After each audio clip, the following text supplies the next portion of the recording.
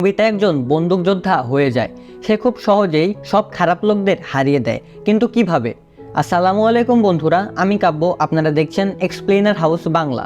শুরুতেই আমরা নবিতাকে দেখতে পাই।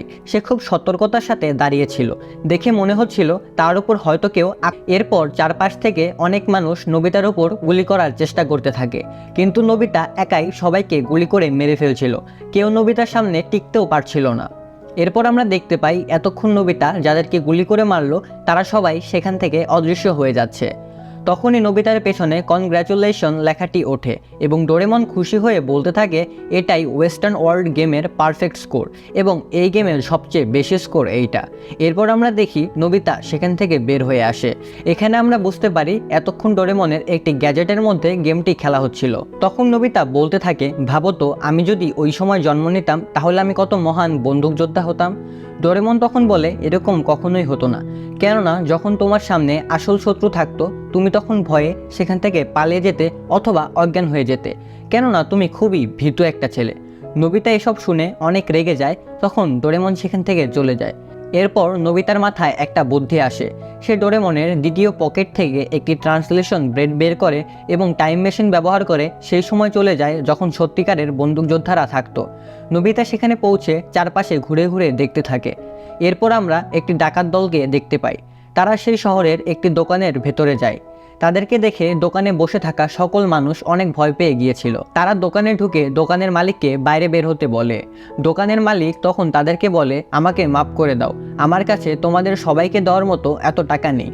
তখন সেই ডাকাত দলের সর্দার ভেতরে অনেকগুলো গুলি করে এবং দোকানে থাকা সব মূল্যবান জিনিসগুলো বাইরে নিয়ে আসে। তখনই সেখানে একজন পুলিশ চলে আসে এবং ডাকাত দলের সবাইকে সেই শহর থেকে বাইরে চলে যেতে বলে। সে আরও বলে, তোমরা যদি আমার কথা না শোনো এবং এই শহর থেকে চলে না যাও আমি সবাইকে অ্যারেস্ট করে নেব। নবিতাও তখন সেখানে চলে আসে এবং বুঝতে পারে এখানে আসল বন্দুকযুদ্ধ হবে। এরপর সেখানে ভয়ানক এক বন্দুকযুদ্ধ শুরু হয় এবং নবিতা আহত হয়। এরপর ডোরেমন নবিতার কাছে আগের ব্যবহারের জন্য ক্ষমা চাইতে আসে। সে রুমে ঢুকেই দেখতে পায় টাইম মেশিনটি সেখানে নেই। সে বুঝতে পারে নবিতা হয়তো ওল্ড ওয়েস্টার্নের সময়ে চলে গিয়েছে। ডোরেমন তখন প্রচুর পরিমাণে চিন্তায় পড়ে যায় এবং টাইম টিভি বের করে। ডোরেমন তাকে অনেক খুঁজতে থাকে। ডোরেমন বুঝতে পারে না সে কোথায় আছে, কোন সময়ে আছে। তারপর ডোরেমন বলে, আমি যদি নবিতাকে অ্যারেস্ট করে দেখতে পাই সে এতক্ষণ অজ্ঞান হয়ে পড়েছিল। নবিতার জ্ঞান ফিরতেই সে তার সামনে একটি মেয়েকে দেখতে পায় এবং তাকে জিজ্ঞাসা করে, তুমি কে? মেয়েটি তখন বলে, চিন্তা করো না, আমার নাম পেশু, তুমি বাইরে যুদ্ধের কারণে অজ্ঞান হয়ে গিয়েছিলে। এরপর নবিতা তার বন্দুক নিয়ে সামনের দিকে এগিয়ে যেতে থাকে। তখন মেয়েটি বলে, তুমি খেলনা বন্দুক নিয়ে কি করতে যাচ্ছ? এসব কথা শুনে নবিতা দরজার সাথে ধাক্কা খেয়ে পড়ে যায়। নবিতা আসলে ভুলে গিয়েছিল এটা কোনো গেম না, এটা বাস্তব দুনিয়া। তারপর তারা দুজন বসে কথাবার্তা বলতে থাকে। পেশু নবিতাকে বলে, যতটুকু আমার মনে হয় তুমি এই শহরের না, তোমার এখান থেকে চলে যাওয়া উচিত। নবিতা তখন বলে, আমি জানি তুমি ওই ডাকাত দলের জন্য এমন কথা বলছো। তখন মেয়েটি নবিতাকে বলে, ওই ডাকাত দলের নাম ওয়াইল্ড পাঞ্চ গ্রুপ, তাদের অত্যাচারে এই শহরের অবস্থা এখন অনেক খারাপ। তখনই বাইরে থেকে তারা পেশুর বাবার গলা শুনতে পায়। তারা সেখানে গিয়ে দেখতে পায় তাদের শহর থেকে আরও এক পরিবার চলে যাচ্ছে ডাকাতদের ভয়ে। পেশুর বাবা তাকে বোঝাতে থাকে, আমরা সবাই একসাথে থাকলে আমরা ডাকাত দলকে খুব সহজেই হারাতে পারবো। তখন সেই লোকটি বলে, আমার কাছে আমার জীবনের মূল্য অনেক বেশি। এসব কথা বলে তারা সেই শহর থেকে চলে যায়। পেশুর বাবা এই শহরের মেয়র ছিল। সে বলে, আমি কোনো অবস্থাতেই এই শহর থেকে পালিয়ে যাব না এবং এই শহরকে ডাকাত দলের কাছ থেকে বাঁচাবো। এরপর নবিতা বাড়ি ফিরে যাওয়ার জন্য টাইম মেশিনের কাছে আসে, কিন্তু সে সেখানে টাইম মেশিন দেখতে পায় না। তখনই তার মনে পড়ে টাইম মেশিন থেকে এখানে আসার সময় সে টাইম মেশিনে ব্রেক লাগাতে ভুলে গিয়েছিল। টাইম মেশিন এতক্ষণে হয়তো অনেক দূরে কোথাও চলে গিয়েছে। এখন নবিতা আবার নিজের বাসায় কিভাবে ফিরে যাবে এসব কথা চিন্তা করতে করতে সে সেখানে ডোরেমনকে ডাকতে থাকে এবং কান্না করতে থাকে। নবিতা তখন আবারও মেয়রের বাড়িতে চলে আসে। বাসায় এসে সে একটা বন্দুক দেখতে পায়। নবিতা এই প্রথম কোনো আসল বন্দুক দেখলো। সে বন্দুকটা তুলতে যায়, কিন্তু সেটি অনেক বেশি ভারী ছিল।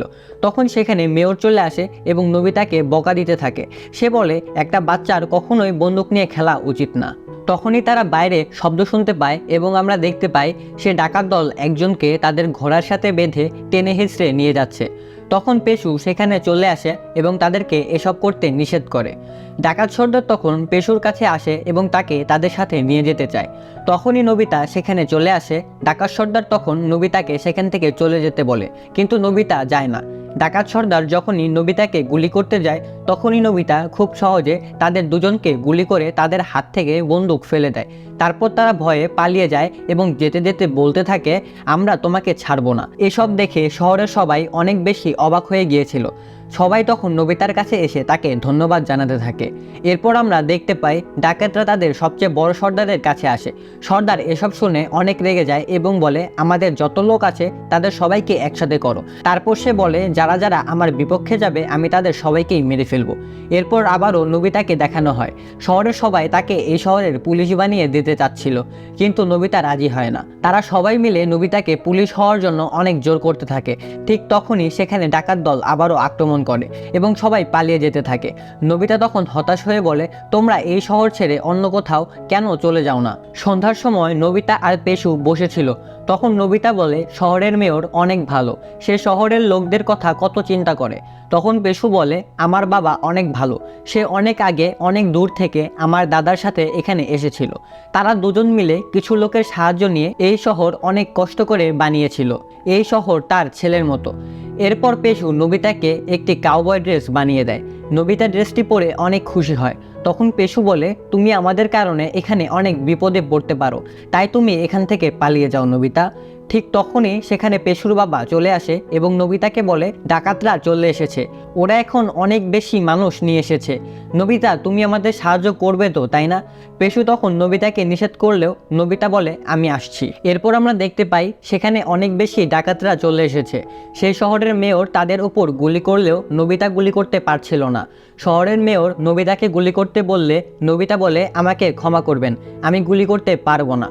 তখন মেয়রের পেছন দিয়ে 3 জন ডাকাত উঠে আসতে নেয় এবং তখন নোবিতা বন্দুকের গুলির শেলের উপর গুলি করে এবং সে ডাকাতরা নিচে পড়ে যায়। তখন নোবিতা বলে, আমি সরাসরি তাদের উপর আক্রমণ করব না।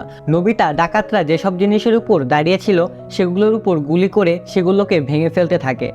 এর ফলে ডাকাতরা তাদের কাছে আসতে পারছিল না এবং ডাকাতরা হেরে যাচ্ছিল।